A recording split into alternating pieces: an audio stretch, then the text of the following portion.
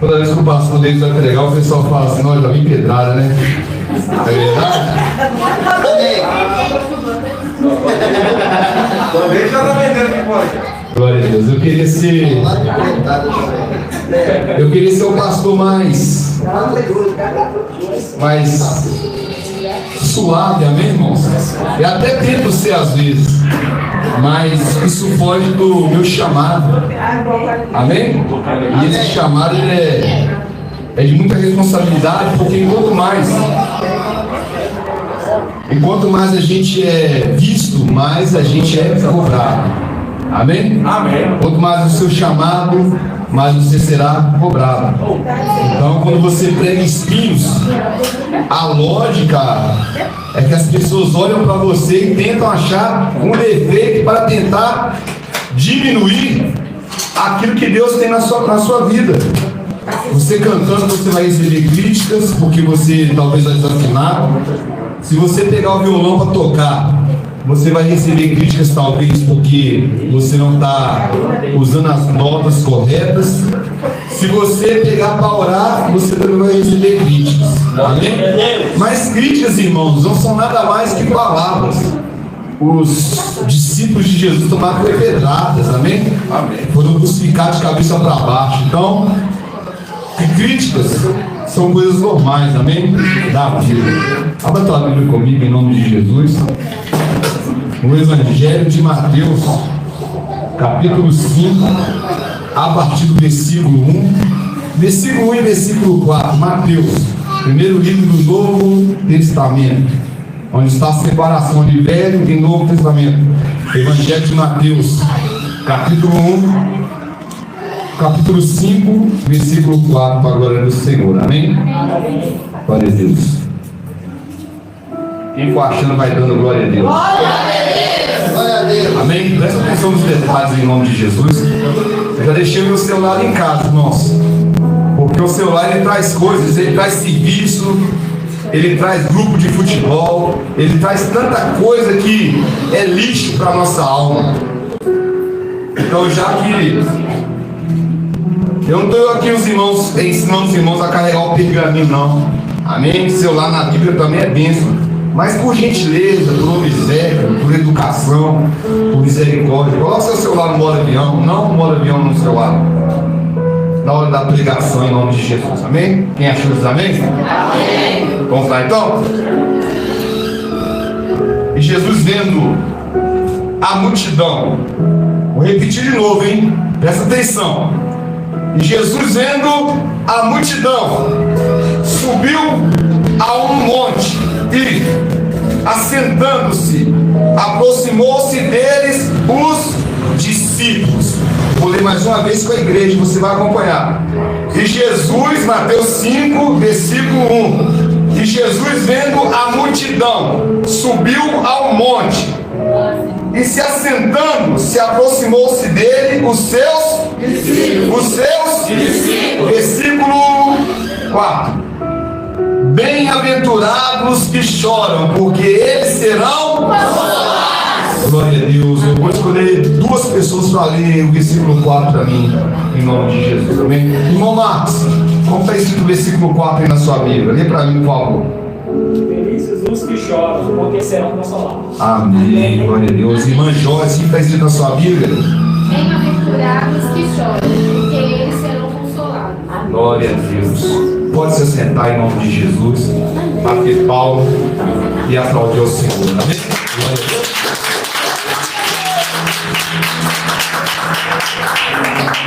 O Evangelho de Mateus, o evangelista Mateus, ele vai narrar que Jesus ele estava no meio de uma multidão. E de repente ele sobe para um monte. E junto com ele estava quem? Os discípulos. Porque tem coisas, irmãos, que a multidão ela não está preparada para escutar. E a minha preocupação, eu não vou falar como pastor, porque pastor não é um nome, pastor é um chamado. Quando Jesus chama Pedro, Pedro pergunta para Pedro: Pedro, tu me amas? E ele fala: te amo, Jesus, ó, love you. né? Fez até coraçãozinho.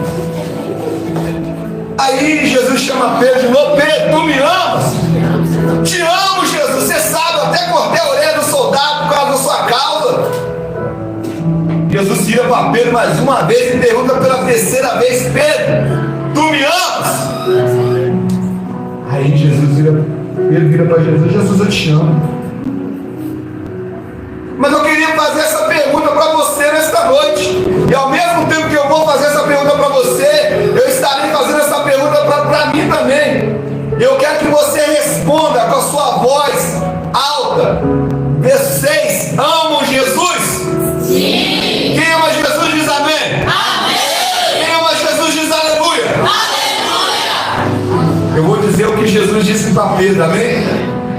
Então apacenta minhas ovelhas. Glória a Deus. Aleluia. Está faltando isso no nosso meio. Porque pastor não é um nome, pastor é um chamado. Existem várias pessoas que têm a vocação a pastor, mas estão no banco com medo dessa vocação. E existem milhares de pastores aí na terra que não têm vocação nenhuma.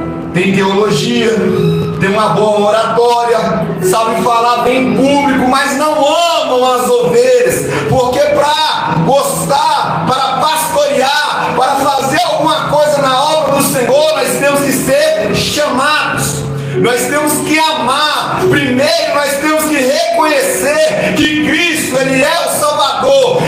Sendo Ele reconhecido como Cristo, o amor dele invade as nossas vidas e logo nós se tornamos discípulos de Cristo, pequenos Jesus, pequenos Pedros, pequenos Tiagos, aleluia, porque Cristo chamou a igreja com a vocação de amar a terra, de amar as pessoas e logo apacentar as ovelhas.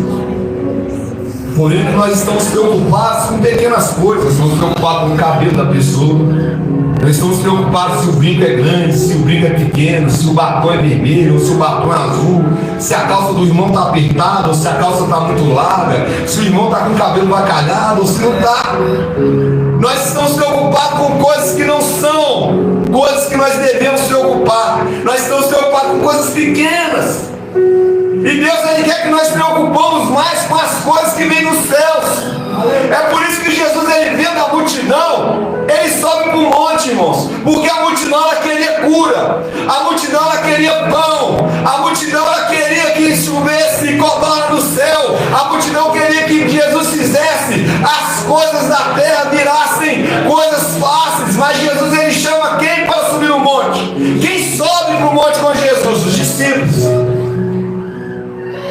É a diferença de ser multidão e de ser discípulo. As igrejas estão cheias. As igrejas, algumas estão superlotadas. Tem que fazer culto de manhã, à noite e à tarde.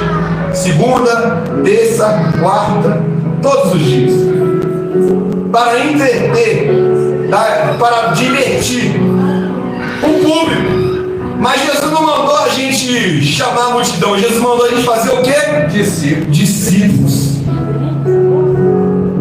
E eu quero te perguntar nesta noite se você é a multidão ou se você é discípulo. Porque se você é a multidão, vai chegar uma hora que você vai ser colocado de lado e Jesus vai ter uma conversa particular somente com os discípulos, sendo que eram 12 discípulos, que ali nós conhecemos, existiam mais 70 discípulos, e depois esses discípulos foram fazendo outros discípulos. E eu separei, irmãos, o versículo 4 para compartilhar com vocês nesta noite, porque quando Jesus falou comigo desse versículo, eu achei que esse versículo era uma coisa, mas quando eu fui buscar e estudar, eu vi que esse versículo ele fala de outra coisa completamente diferente. Eu queria que o pastor David nessa noite nos desse uma palavra chamando vocês de lindos de Jesus, seus maravilhosos, seus fofinhos, ovelhinhas santas, mas não é isso que o versículo vai dizer. O versículo vai dizer assim, aleluia, bem-aventurado os que choram, porque serão consolados. O significado de bem-aventurado é feliz, bendito, recebedor, privilegiado, cheio da graça, alguém que alcançou a bênção do divino. Então nós vemos aqui uma contradição. Jesus fala: felizes os que choram, porque serão consolados. Eu achava que era somente os que choram, não. A palavra bem-aventurado, a Bíblia foi escrita no grego, no Novo Testamento. E a palavra bem-aventurado quer dizer felizes.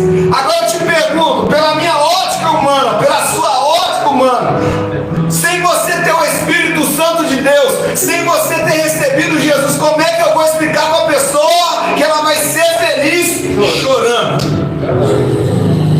Como é que você explica para uma pessoa que não tem o Espírito Santo de Deus que é possível ela ser feliz chorando? E Jesus, ele não chama a multidão, ele chama os para falar para ele assim: ó, vocês são felizes, mas vocês vão chorar, porque vocês choram. Mas não preocupe não, no final dessa história vocês serão consolados. Aleluia!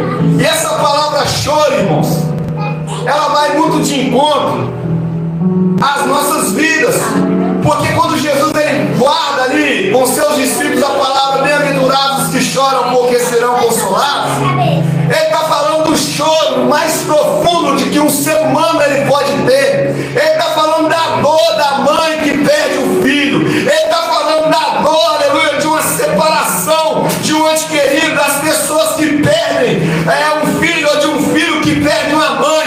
É uma dor tão profunda esse choro, que é o choro do arrependimento de pecados. Jesus está virando para aqueles discípulos e falando: Pedro, João, Filipe, vocês só serão felizes quando vocês chorarem pelos seus pecados. Aleluia. Vou estar lendo para vocês aqui Romanos, quem quiser me acompanhar, capítulo 7, a partir do versículo, último versículo. O que Paulo vai falar?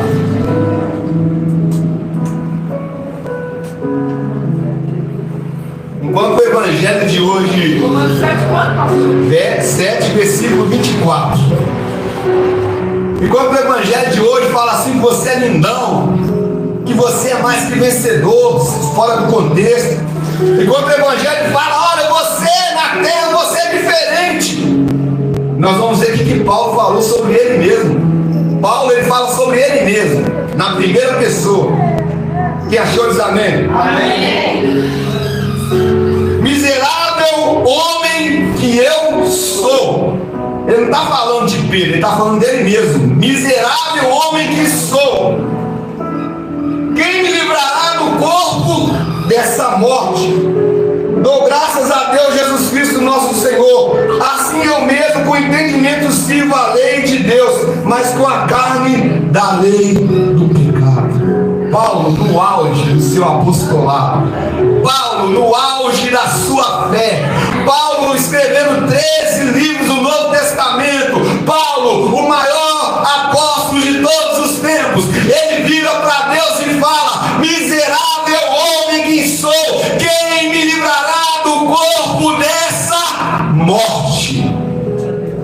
Havia uma lei romana que era como se fosse uma crucificação de todo homem que tinha pecado ou que fosse achado algo errado na vida deles. Eles pegavam um cadáver e amarravam no corpo do homem, para que esse homem vivo apodrecesse junto com o cadáver até a morte. Era uma lei romana. E Paulo ele se refere, ele faz uma analogia aos romanos, porque os romanos conseguiram entender o que ele falou nessa época. Ele fala: miserável homem que sou, ou seja, ele se compara aos bandidos daquela época, ele se compara ao pior homem daquela época e fala: quem me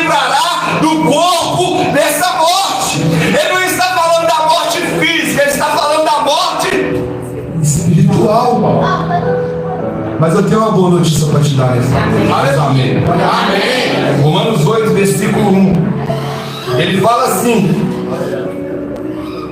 depois dele ter lamentado, ele fala assim: portanto agora nenhuma condenação há para os que estão em Cristo Jesus, que não andam segundo a carne, mas segundo o Espírito. Para a carne tem condenação, para quem está na carne tem condenação, mas para quem está no Espírito Santo de Deus, quem serve a Deus verdadeiro, aleluia, a Bíblia fala, portanto, nenhuma condenação há para os que estão em Cristo Jesus, que não andam segundo a carne, mas segundo o Espírito, aleluia.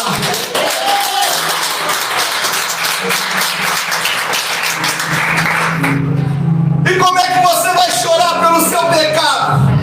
Como é que você vai se alegrar chorando pelos seus pecados e confessar ele a Deus, sem nenhum profeta Natan tendo que chegar e apontar o seu pecado diante de Deus?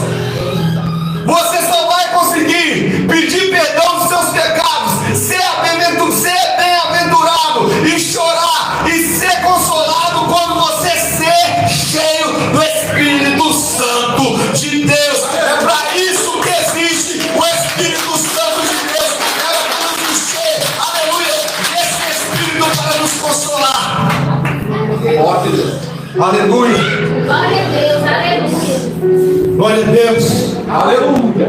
O homem na carne ele não pode ver e nem ver o significado disso que aconteceu no Sermão da Montanha. O homem carnal, o homem pecador, o homem que só sabe pecar, que só sabe falhar, porque o pecado, quando ele vira um pecado de estimação, ele vira outro nome. Ele vira iniquidade. Obrigado, pastor Deus, por ter me lembrado. Aleluia. Glória a Deus. Iniquidade, irmãos, é uma coisa que a igreja está criando como pecado de estimação.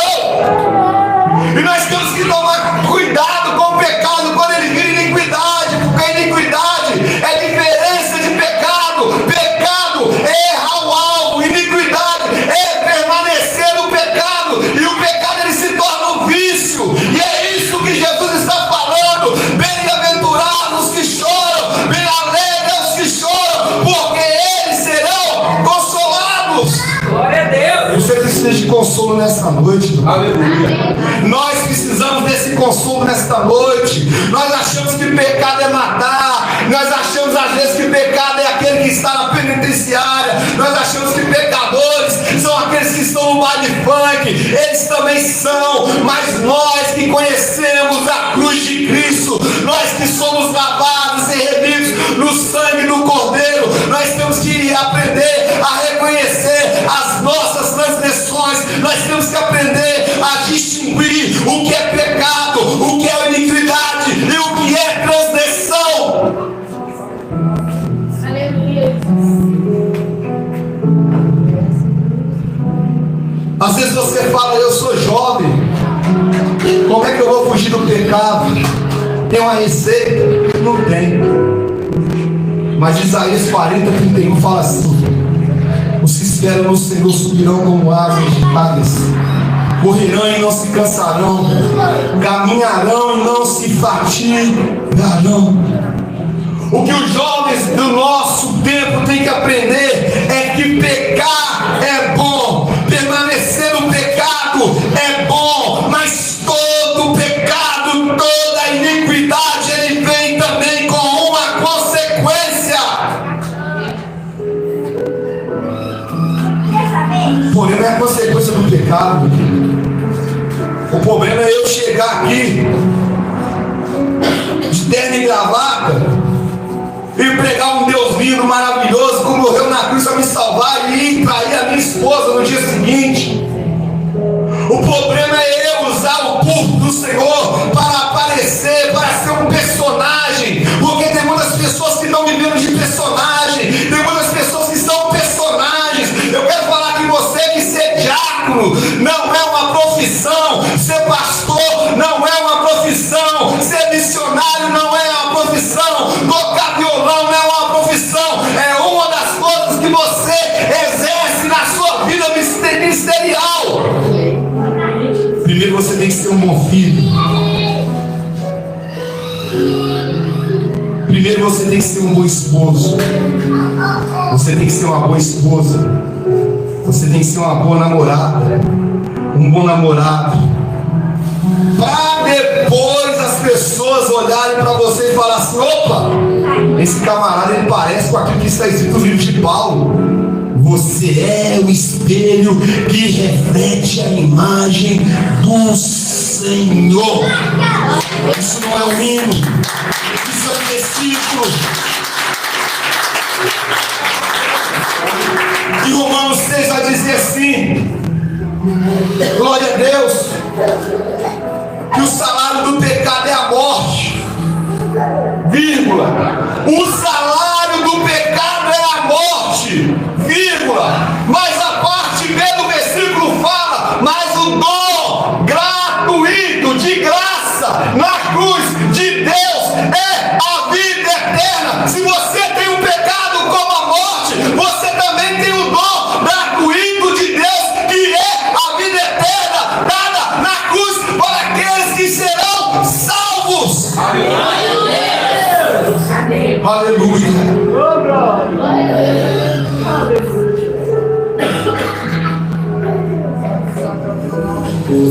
aleluia. Glória a Deus. Nós temos perdido, irmãos,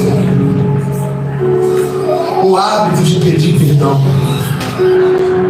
E às vezes a gente peca, pastor Douglas, inconscientemente. Sabe? Principalmente dentro das congregações, os pecados são inconscientes. Às vezes a pessoa fala uma coisa com você e você entende outra. Em vez de você chegar e falar assim: não, peraí, vamos resolver. Vamos fazer o que está escrito em Mateus 18, que chama duas testemunhas. Vamos resolver isso, você leva para o seu coração. E nisso você perde um dia, 12 horas, 13 horas, uma noite. Em vez de você chegar e usar aquilo que está dentro de você, que é o Espírito Santo de Deus, que é saudável, que é agradável, que é maravilhoso, que queima como brasas vivas no altar, e quebrar toda a contenda, você espalha a contenda. Eu espalho a contenda porque às vezes a gente perde a ambição, a prática de ser bem-aventurado, de chorar, de confessar pecados. Nós não confessamos pecados mais. A igreja evangélica brasileira, ela erra por não confessar pecados um para os outros. É a Bíblia que fala que nós temos que confessar pecados. Mas o problema, pastor Douglas, é confessar pecado porque as pessoas, elas querem jogar depois o seu pecado na sua cara. É por isso que Jesus chama os 12 discípulos, porque ele só vai chamar aquele que ele confia. Pecado não tem que ser oculto, não, gente. Pecado, ele tem que ter transparência, ele tem nome. É roubo, é ladrão, prostituição, lascívia, mentira. E nós temos que dar nome. Eu pequei contra ti. Você tem que escolher se você vai ser Adão ou se você vai ser Davi. Se você vai jogar a culpa na Eva ou se você vai falar igual Davi. A tua palavra guardei, guardada no meu coração, para eu não pecar contra ti. Eu pequei contra ti, Senhor. Eu não sou digno, eu sou falho, sou pecador, mas nesta noite eu estou aqui porque a cruz, aleluia, de Cristo, aleluia, Jesus foi crucificado, foi pelos meus pecados.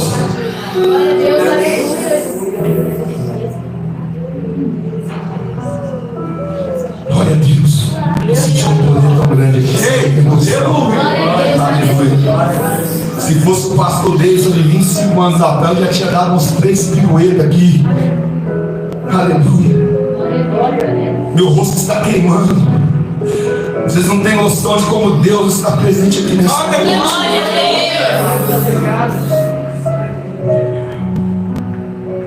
A lógica do mundo, irmãos, é você ser alegre para o carnaval.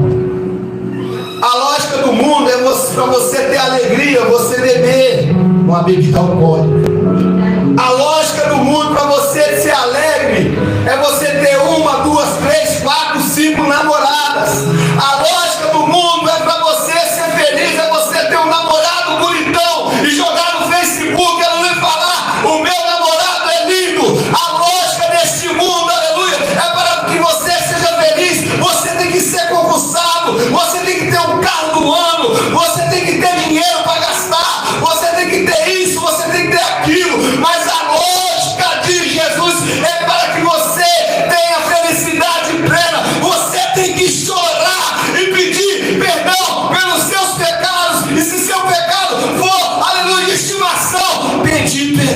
das suas iniquidades. Que lógica mais sem noção, não é verdade? Já pensou? Virar para você e falar assim: você quer ser feliz? Você tem que chorar. Quando Jesus ele ressuscita, ele fala assim: olha, eu vou, mas ele enviaria quem? O Espírito Santo, Consolador. O Consolador. O Consolador está aqui, meus irmãos. Agora, não é porque você errou há 8 meses atrás, há 9 meses atrás, há 1 ano atrás, que você também tem que ficar a vida toda igual Paulo, não, com o corpo do pecado em cima do seu corpo vivo, não. Não é porque você teve um erro fatal, um erro que as pessoas viram, que você tem que ficar se crucificando, não. A cruz já foi. Lá na cruz Jesus morreu por nós. O mundo ele pode confrontar você. O mundo. Um pregador pregando, cheio do Espírito Santo, ele pode confrontar pecados, inclusive o dele. Vocês não sabem, irmãos. Vocês podem chegar para minha esposa e perguntar como eu tenho mudado como pessoa. Pode perguntar para minha mãe como eu tenho mudado como pessoa cada dia. O Davidson de 5 anos atrás não é o mesmo Davidson. O Davidson de 2024 não é o mesmo Davidson de 2025. E se ir até lá eu estiver com viva, melhor eu serei ainda. Porque o pecado, aleluia, ele traz maldição, mas o Espírito Santo, aleluia, ele se aperfeiçoa na fraqueza. Você não pode ser a mesma pessoa, irmão, de 6 meses atrás, não. Você não pode ser a mesma pessoa de 2024, não. Você tem que ser uma pessoa melhor. E quem vai te ensinar isso não é a minha pregação, é o Espírito Santo de Deus, Consolador, que está aqui nesta noite para perdoar pecados.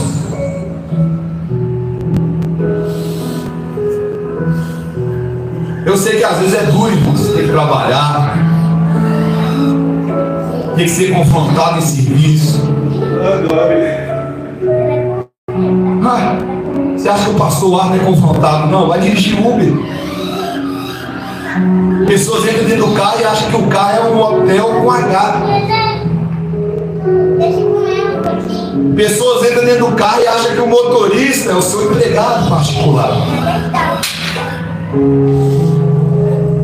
Você acha que trabalhar na noite é fácil? Não é fácil, não.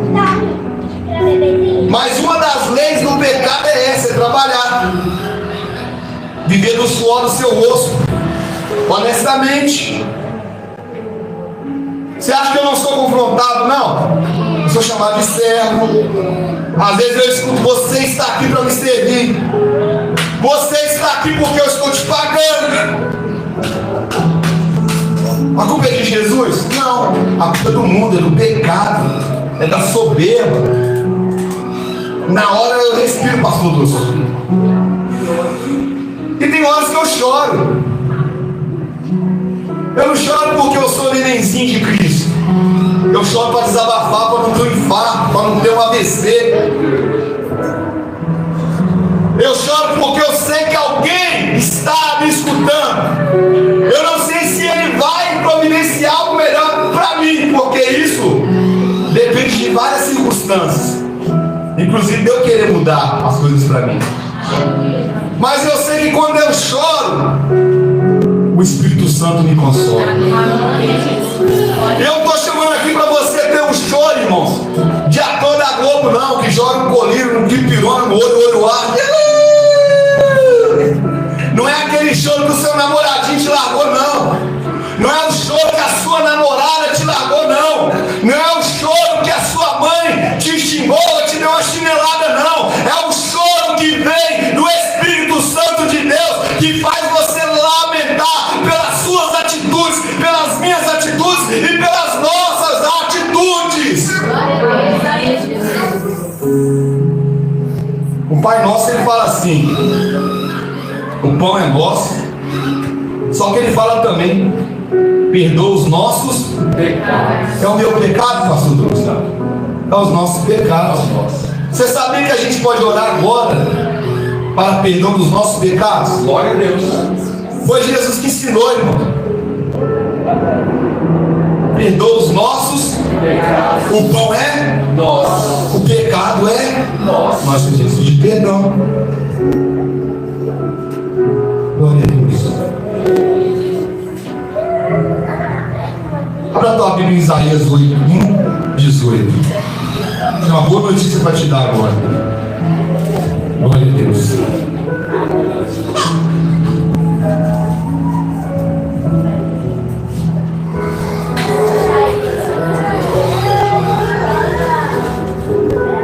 Aleluia.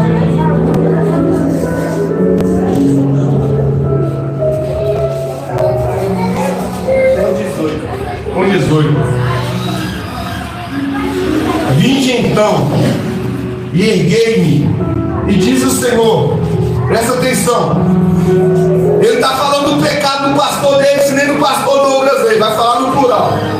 Presta atenção. Vinde então, erguei-me e dizei ao Senhor, ainda que os vossos, no plural, pecados, no plural, sejam como a escarlate, eles se tornarão brancos como a neve, ainda que sejam vermelhos como o carmesim, se tornarão alvos e brancos como a lã. Aí os neopentecostais, na hora de pregar bonitinho, eles vão ler para você só esse versículo: se quiseres me ouvir, comereis o melhor dessa terra. Não está falando de carro, não está falando de casamento, não está falando de nada de que é material. Está falando de quê? De perdão de pecado. Está entendendo? Todo mundo quer comer o melhor dessa terra, inclusive ficar gordo, tanto comer. Mas o versículo aqui está falando de perdão de pecados. Então, se o seu pecado é vermelho, como a escarlate, se você peca ao ponto de nem as pessoas mais falam, nossa, você está irreconhecido, eu quero falar para você que o profeta Isaías fala que ainda que os seus pecados, que os vossos pecados sejam como a escarlate, vermelho, aquele mais vermelhão, eles se tornarão brancos como a neve, ainda que sejam vermelhos como o carmesim, se tornarão brancos como a lã. Amém. Aí é com você agora, meu querido, não é comigo mais. Agora é eu com Cristo. Mas eu gostaria de fazer uma oração diferente nessa noite. Vocês permitem? Eu não vou orar como um profeta para vocês, não. Eu vou orar como vocês. É infantilidade querer ser profeta. Não, o profeta Deus está aqui conosco hoje, esta noite, o profeta Deus, aleluia. A Bíblia fala, o pastor Ali leu aqui em Romanos 12, que todos nós somos sacerdotes santos. Não tem nenhum maior que o outro, amém? Existem chamados, aqueles que escolhem servir e aqueles que escolhem ficar pelo meio do caminho. Mas eu quero orar com você nessa noite por perdão de pecados, amém? Se tem um culto melhor para isso, é hoje. Não é verdade? E eu não estou aqui apontando dedo de ninguém não, irmãos.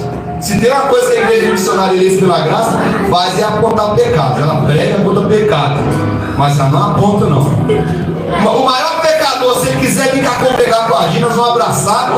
E se ele tocar violão, ele vai tocar violão com a gente. E se ele quiser cantar, ele vai cantar com a gente. Pior que você quiser trazer para cá. Aqui não tem culto não. Aqui você quer só para colocar a Bíblia e ficar bonitinho. O altar não está rachado não. Porque o altar sou eu, o altar é você. Se está rachado, é você que tem que examinar. Aqui não tem dessa não, pastor. O altar está rachado, isso é falta de ler Bíblia. Sabe o que a gente podia fazer um dia? A gente podia colocar a igreja no altar e os pastores na ponta e pregar o contrário. E aí os irmãos iam ficar tudo santificados, porque o altar é santo. Não é verdade? Hã? Não é verdade. Mas graças a Deus que a igreja lê a Bíblia e descobre que, se quiser que eu visse comer o melhor dessa terra, está falando de perdão de pecados. Glória a Deus. Fique de pé em nome de Jesus, amém? Glória a Deus. Irmãos,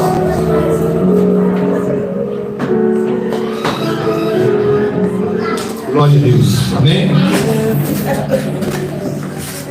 Qual é o seu pecado? Oi, irmãos. Gravidez não é pecado, não, amém? Pecado é o que você cometeu antes da gravidez para o casamento.